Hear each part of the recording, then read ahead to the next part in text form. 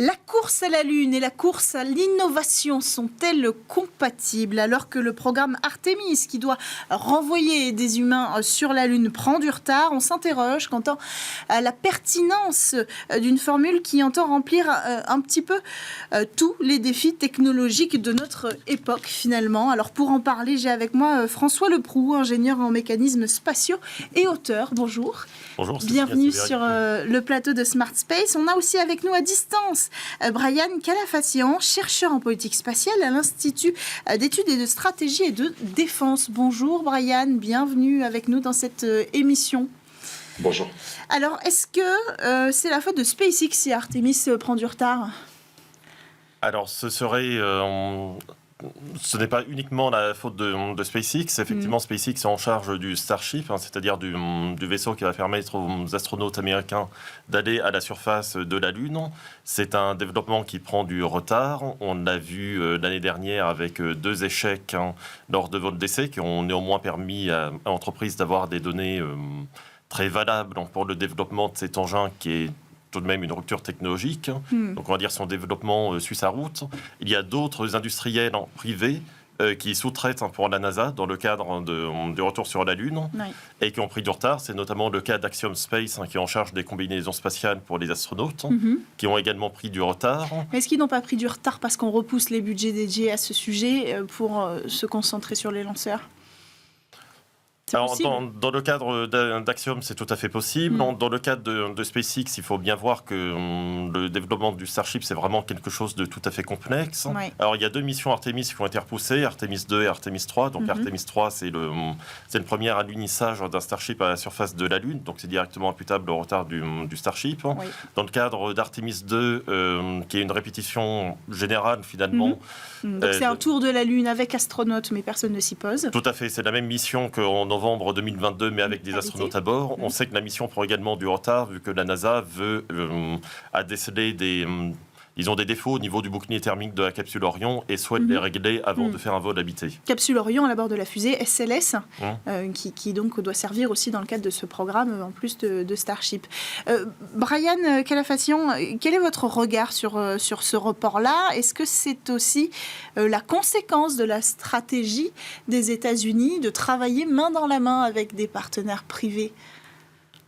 C'est une excellente question. Ce que nous remarquons, c'est qu'il y a la réussite d'une mission lunaire passe par on va dire la maîtrise d'une multitude de facteurs techniques, de briques technologiques qu'il faut maîtriser avant de pouvoir faire un voyage qui soit sécurisé, on va dire, s'il doit emporter des humains. Il faut pour cela maîtriser de nouveaux lanceurs, des atterrisseurs, des systèmes vifs, des procédures de rendez-vous, de ravitaillement notamment.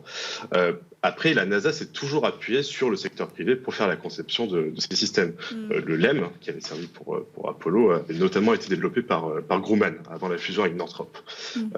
Certaines briques technologiques, comme l'a énoncé François Leproux, sont développées par le privé. C'est le cas notamment par Axiom, qui développe la combinaison lunaire, Axemu, SpaceX avec le Starship ou encore Blue Origin avec le Blue Moon Lander. Ces 3 projets sont en retard. Et il faut pas se mentir, mais c'est également du côté des entreprises historiques de l'industrie que cela se joue. Les retards sont aussi à noter du côté de Lockheed Martin, qui développe Orion, ou encore de Boeing qui s'occupe du SLS. Si on prend le rapport de l'inspecteur général de la NASA en 2023, il faut, pour comprendre tout ce mécanisme, remonter au départ en fait de la légitimation du projet Artemis, du programme Artemis. Celui-ci a été conçu avec l'idée que l'on pouvait réutiliser des technologies issues de la navette spatiale ou du programme Constellation pour faire gagner du temps et de l'argent. Pourtant, selon les mots de l'inspecteur général, cela a produit le phénomène contraire, notamment si on regarde les retards qui ont été accumulés pour la partie SLS concernant ces moteurs, donc qui sont des dérivés des moteurs de la Space Shuttle. Alors c'est intéressant ça. Donc le programme Constellation, vous préparez ma transition, il était mené par l'ancien administrateur de la NASA qui était Michael Griffin, qui a justement pris la parole tout récemment au sujet d'Artemis et qui grosso modo parle peut-être d'un retour nécessaire à l'ancien modèle justement qui tirait ses origines de Constellation. En tout cas, il fustige le programme lunaire actuel. Est-ce qu'on peut comprendre un petit peu pourquoi ? Alors, on peut quelque part le comprendre. Alors, il faut rappeler ce qu'était Constellation. Constellation, c'est un programme de retour sur la Lune qui était initié au début des années 2000, sous l'administration de George Bush, et qui visait à réutiliser les technologies de la navette spatiale pour faire des lanceurs lourds et atteindre la Lune. Et donc, ça se basait sur 2 lanceurs qui utilisaient tous deux Donc, on va dire la brique qui est restée de ce développement, c'est la capsule Orion, qui était déjà présente. La capsule Orion devait être tirée par un lanceur du nom de Ares-1 et un deuxième lanceur du nom de Ares-5, qui est très proche de la SLS qu'on connaît actuellement, devait mettre en orbite un module lunaire. Et les 2 devaient ensemble aller sur la Lune. Ce programme, il avait été arrêté par l'administration Obama en 2009, notamment parce qu'il était vu comme un Apollo bis qui n'apporterait pas de nouvelles technologies, quelque part de nouveaux développements technologiques. On imaginait déjà qu'il ne dépasserait ses budgets et que d'un point de vue technique, il ne serait pas tout à fait satisfaisant. C'est pour ça qu'on a migré vers un nouveau programme qui a pris le nom du programme Artemis. Alors, les critiques sont relativement valides dans le sens où les critiques de cet ancien administrateur de la NASA se portent essentiellement sur le nouveau système d'alunissage, le Starship, qui est un système lourd qui nécessitera une dizaine de ravitaillements en orbite, assurée elle-même par des Starships. Donc ça nécessite déjà que le Starship soit fonctionnel, qu'il soit capable de revenir sur Terre, que l'on maîtrise la technologie du ravitaillement en orbite, qui n'est pas actuellement... C'est au moins 10 vols tout ça. En fait, c'est une rupture technologique, vous en parliez tout à l'heure. Et donc Michael Griffin, ce qu'il dit, c'est la rupture technologique n'est pas l'allié de la course à la Lune, de la nouvelle course. Tout à fait. Il pointe quelque chose qui est intéressant, c'est qu'en fait, les objectifs de la NASA sont relativement contradictoires. D'un côté, il y a un discours comme quoi la NASA retourne sur la Lune, mais quelque part n'a plus rien à prouver vu qu'elle y est déjà allée dans les années 70. Donc on y va pour rester. Donc c'est-à-dire qu'on peut se permettre d'introduire des technologies de rupture qui vont permettre d'amener des charges très lourdes sur la Lune, de construire des avant-postes permanents. Mais d'un autre côté, il y a également une simili-course à l'espace avec la Chine, dont l'objectif est d'arriver sur la Lune avant 2030. Et ça, ce n'est pas quelque chose qui est forcément compatible avec l'introduction de technologies de rupture qui sont au moins aussi complexes que l'était de la navette spatiale en son temps. Vous partagez ce regard, Brian Calafatian, sur cette incompatibilité, cette ambivalence des ambitions de la NASA ? Totalement. On va dire que c'est 2 visions politiques qui rentrent en dissonance. Comme l'a dit mon collègue précédemment, il faut voir le projet long-termiste et le projet court-termiste. Si l'objectif à court terme, c'est d'arriver en premier, il faudrait se baser sur des technologies qui sont déjà éprouvées ou qui seront plus faciles à mettre en œuvre. Mais si l'objectif, c'est évidemment de s'installer, et c'est ce que met en avant l'administration américaine, de s'installer durablement sur la Lune, sur le pôle Sud, alors là, l'objectif sera de développer des technologies qui permettent d'avoir on va dire une redondance dans les capacités pour pouvoir occuper rapidement l'espace et permettre la sécurité des astronautes qui sont envoyés sur place. Alors, peut-être qu'on peut comparer cette stratégie à double tranchant avec la stratégie chinoise. La Chine a rattrapé son retard. La Chine, aujourd'hui, est en train de se positionner face aux nouveaux concurrents des États-Unis. Vous l'avez dit, il y a cet effet de course qui est en train de renaître. C'est la question qu'on se pose aujourd'hui, d'ailleurs. Est-ce que c'est une course ou un marathon ? On comprend bien que c'est un petit peu les deux. Et la Chine, elle a choisi une méthode un peu plus classique, mais s'il semble faire ses preuves. Alors, est-ce que ce n'était pas là la solution ? Alors, c'est une méthode qui est tout à fait cohérente pour la Chine et qui est de toute façon cohérente avec la feuille de route spatiale de la Chine qui est suivie, on va dire, depuis la deuxième moitié des années 90, qui est vraiment une acquisition progressive et permanente de nouvelles technologies, alors aussi bien dans le vol spatial d'habité, alors d'abord avec le premier vol d'une capsule, de petites stations spatiales, la construction d'une station spatiale et maintenant des vols vers la Lune, que dans le domaine robotique. Ça fait depuis 2013 que la Chine envoie régulièrement des missions robotiques à la surface de la Lune qui sont assez ambitieuses. Ce sont les premiers à avoir envoyé un objet sur la face cachée de la Lune. Tout à fait, et ils espèrent et ils vont lancer une mission dans quelques mois dont l'objectif sera justement de faire un retour d'échantillons du pôle Sud, qui est la région la plus intéressante à explorer. Tout à fait, à cause de la présence de la glace qui pourra permettre d'obtenir de l'eau ou du carburant. Donc la Chine a vraiment cette approche qui est très classique. Certains diront qu'elle est prudente, elle est légitime, mais j'allais dire, ce n'est pas une surprise. La Chine a annoncé très clairement ses intentions depuis les années 2000 au moins, et elle suit une feuille de route qui est tout à fait pertinente pour elle. Mais Brian, elle veut y rester aussi, la Chine. L'idée, c'est qu'elle n'y va pas simplement pour dire on y a mis les pieds pour la première fois et peut-être avant que les Américains retournent. La stratégie est quand même similaire avec l'idée de s'installer durablement, d'aller explorer la zone sud, c'est bien pour pouvoir ensuite redécoller depuis la Lune peut-être vers Mars. Enfin voilà, il y a quand même ce désir de s'installer. Bien entendu, oui, tout comme avait pu l'énoncer la Russie également dans l'ILRS, donc dans leur entreprise commune qui a rassemblé aussi certains BRICS.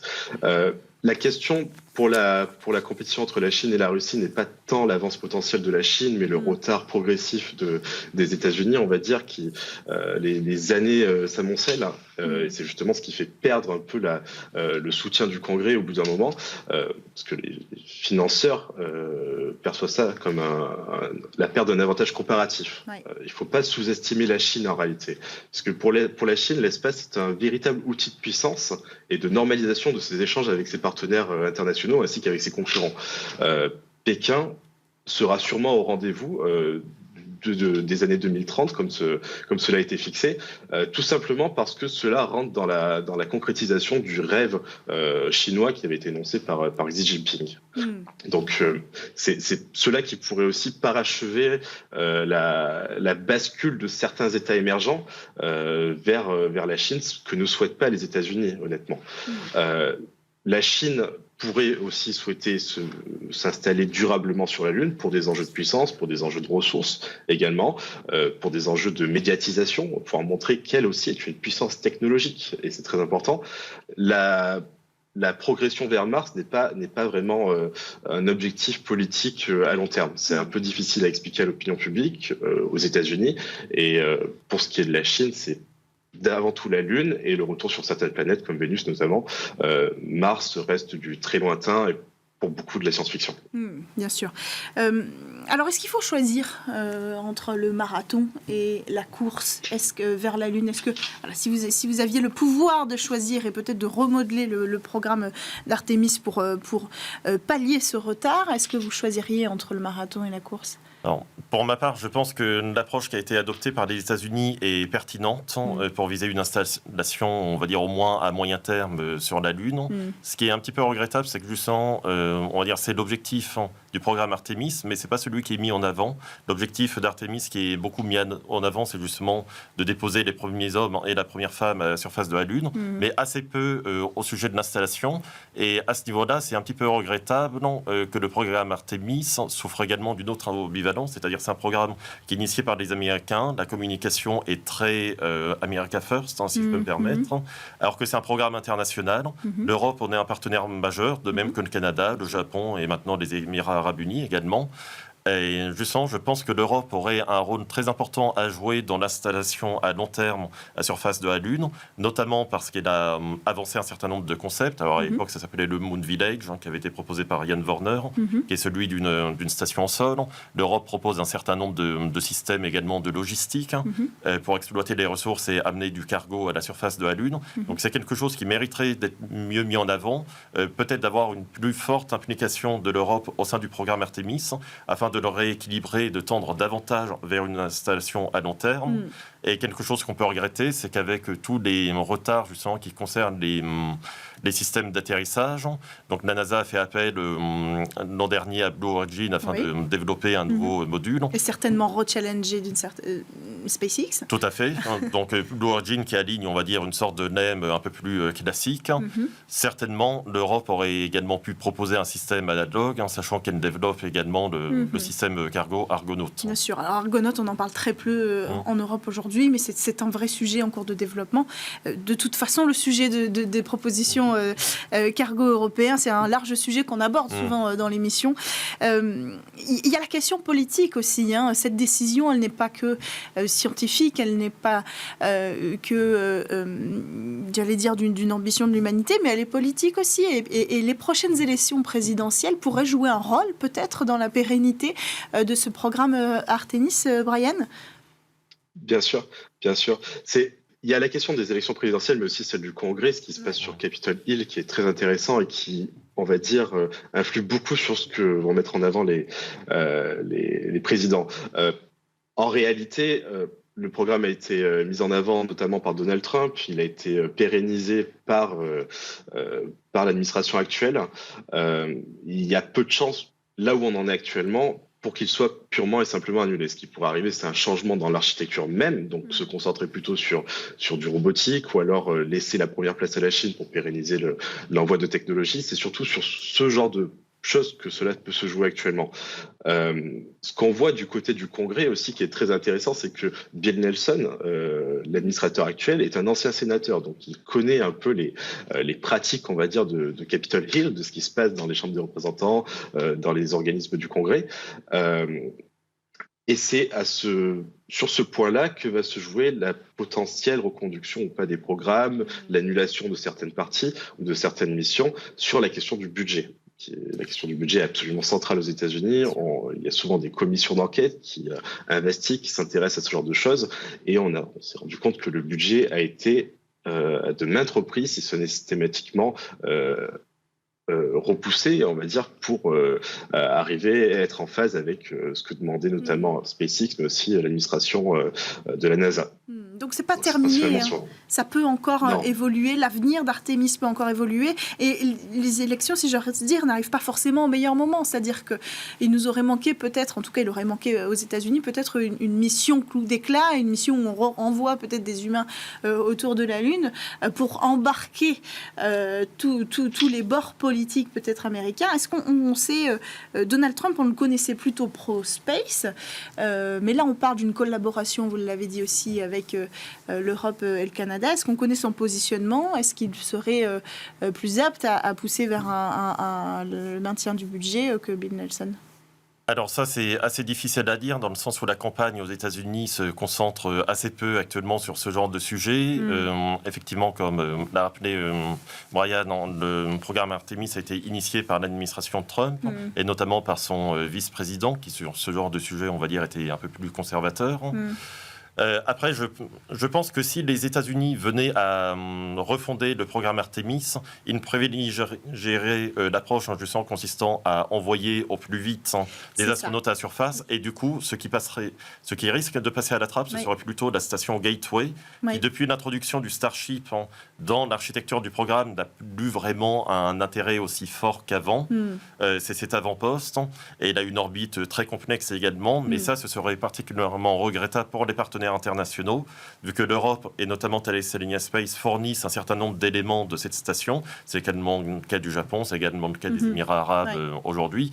Donc c'est plutôt cet élément-là qui risquerait de passer à la trappe. Ce qui est sûr, c'est que Donald Trump choisirait la course, parce que cette idée de course avec la Chine, on a vu le positionnement de Donald Trump vis-à-vis de la Chine sur beaucoup d'autres sujets pendant son mandat. On peut imaginer que celui-là sera une nouvelle compétition. Donc vous l'avez dit, ce sera peut-être la fin de ces projets-là. La Lunar Gateway, donc rappelons que c'est une station spatiale orbitale qui devrait être en orbite autour de la Lune. Alors j'ai plus les détails, mais je crois qu'on est plutôt autour de 2030 pour lancer ces projets-là. Brian, avant de conclure, alors non, pas avant de conclure, on n'a plus le temps d'aller plus loin dans cette émission, mais je vous remercie tous les deux d'avoir pris le temps de venir parler de ce sujet passionnant en plateau. On suivra le sujet notamment à l'aune des élections présidentielles pour connaître un petit peu l'évolution de ce programme et de ses budgets. Merci à tous les deux d'avoir pris le temps de venir dans notre émission, et merci à tous de nous avoir suivis dans ce sujet passionnant. À la production, Lily Zalkin. On se retrouve dès la semaine prochaine sur Bismart.